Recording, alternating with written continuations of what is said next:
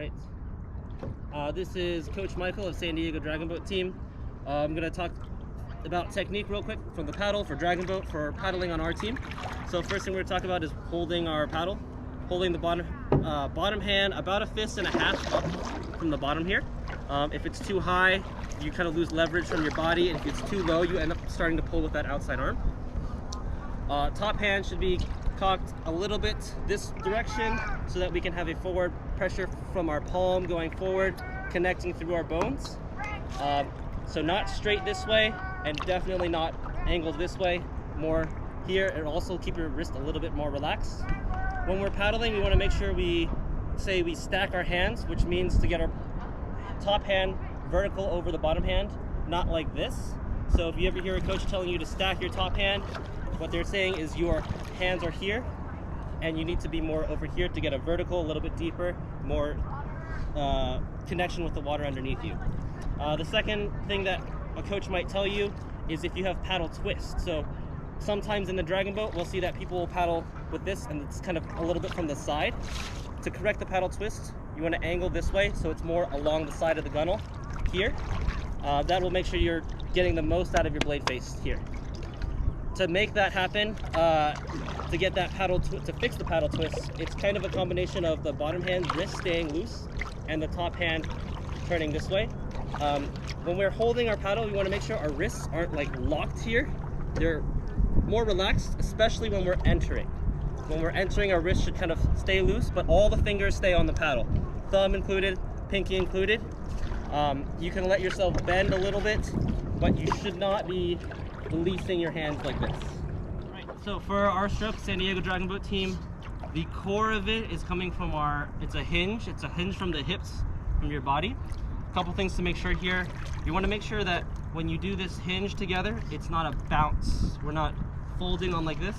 So you can see as I do this, the canoe starts bouncing. Every time we do that, we're going to lose a little bit of speed with the Dragon Boat. So we want to be more moving forward and back here, and less bounce, bounce, bounce. All right, so the effort is not on the forward push. We're kind of going forward, and the effort is going to be coming here as if we're doing a row with our back, which is a lot stronger.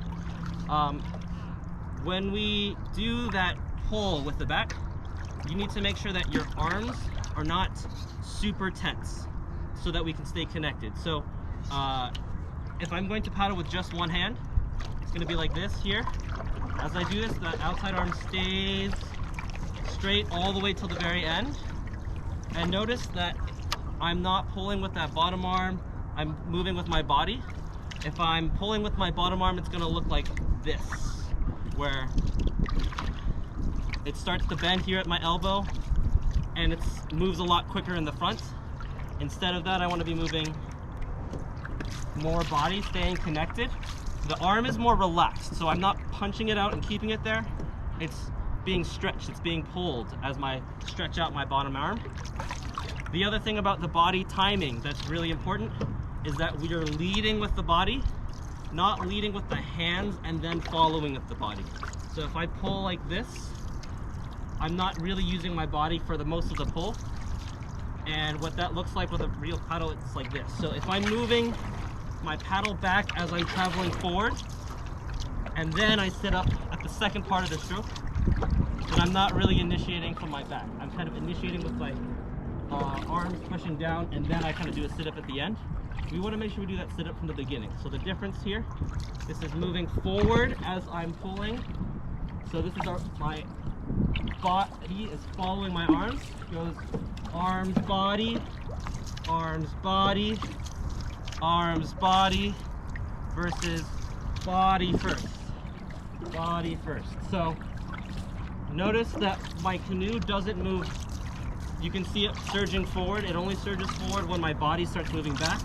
My arms are a little bit more relaxed versus this, where my body's still moving forward as I'm entering. So you need to enter and initiate with that body stroke. That's the kind of the core, the basis of our stroke right here. You should be able to move forward with just the one hand.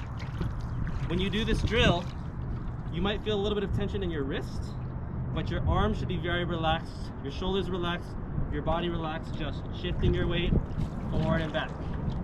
Making sure that you're getting your blade fully buried. Working on your body and moving together.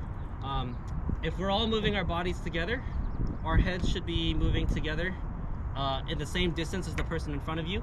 If you are moving forward as you're entering and the person in front of you is already sitting up, there's going to be a moment where you're going to be getting closer to them because they're moving towards you and you're going to be moving towards them. If you ever run into that, the fix is to start your sit-up a little bit earlier, making sure we're not moving forward as we're entering. And the next thing is also to stay connected with your body and your canoe. Sometimes what we'll see is people will have a big sit-up, but it's not connected. So that'll look kind of like this, where it's like, we call this, what is this? This is the, it's a worm. It's a worm, right? So you want to make sure you're not doing the worm. You'd never imagine someone, doing a deadlift or a row like this. So to fix that, you want to think about when you reach forward, keep your chest up a little bit more, bring your shoulders back, and then you're going to squeeze a little bit between your shoulder blades and your upper back as you do the pull. But it's also important, like during the lean forward. On the forward, you're not collapsing down here, right? So we want to make sure we don't do the worm. We want to move together horizontally like that. Okay. All right. One more thing I want to talk about is your lower body, that's happening from your hips and below. The primary thing we want to do is we make sure we're going to connect to the boat. Whether it's an OC1 or a dragon boat, you want to make sure you're connected to it. So when I lean forward, I am getting a little bit more pressure on my heels, either canoe or dragon boat, but I'm not getting my butt off the seat. So I'm not like trying to like jump off the seat and then onto my feet and then feet and then seat and then feet and then seat. I am staying connected from my feet and my seat. As I do my sit-up, there is a little bit of pressure coming from my leg connecting to the boat, but it's more of a connection, not so much a kick. So I don't want to be doing this, right? So you can see how much that jolts the boat. It's more like a press, but as I do that press, you want to make sure you're not getting off your seat to do so. Especially on a dragon boat, the seat's a little bit more slippery. So find a way to lock into the boat or the canoe, connect with your feet and hips, because everything we do from up here, it doesn't matter how well we connect with our hands, our shoulders.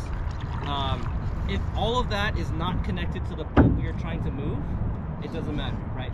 So really gotta keep that in control. For me, it's a lot of core work to make sure it's staying connected with the hips and the legs. So I just wanted to say that there is some pressure there, but don't jolt it. That's not what we want. You notice even when I do that, I'm not using my back so much anymore. It's all like just jerking the boat. Connect. I'm feeling going heel, heel, heel. Okay, that's it. So we're going to be talking about the entry right now. So when we enter, there's a different angle. We call this a positive angle. We'll call this a neutral angle, and we'll call this a negative angle. So as we're entering, we're aiming to get a slightly positive angle. We're aiming to be right around where our ankles are. So here's my feet. My ankles are right about here. When I enter, it's going to be primarily a bottom arm driven event. And as I'm doing this, I'm trying to reach forward and extend and keep a positive angle. What I'm not trying to do is reach out over here, get a positive angle in the air, and then by the time I'm here, I'm negative. So we want to make sure we're entering forward and relax with that bottom hand, aiming for the positive angle, but in reality it ends up pretty close to neutral, as you can see from the video. So this is about a good buried position.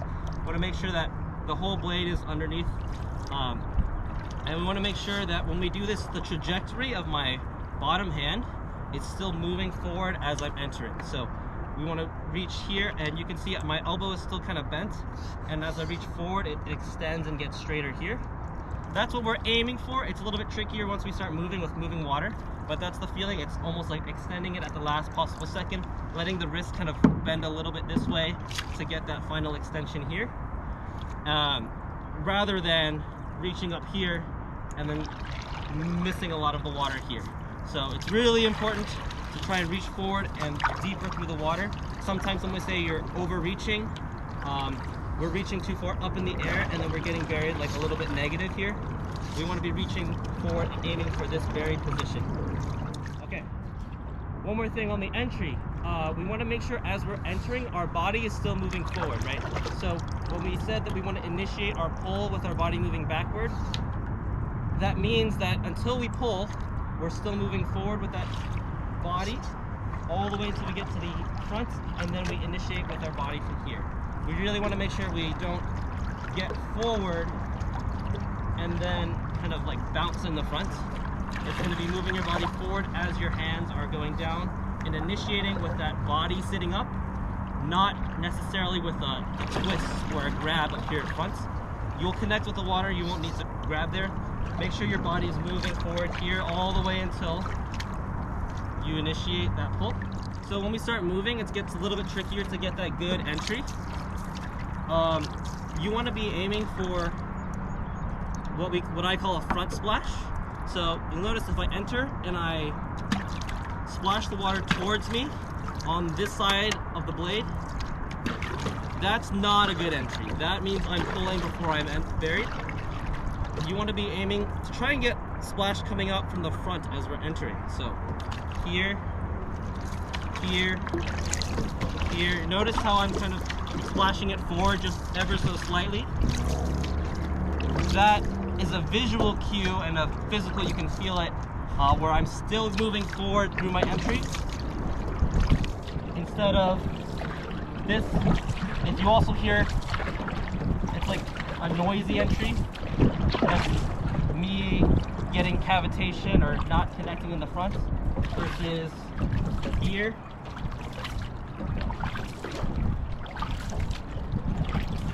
So we really want to make sure we're still moving forward and aim for that front splash here.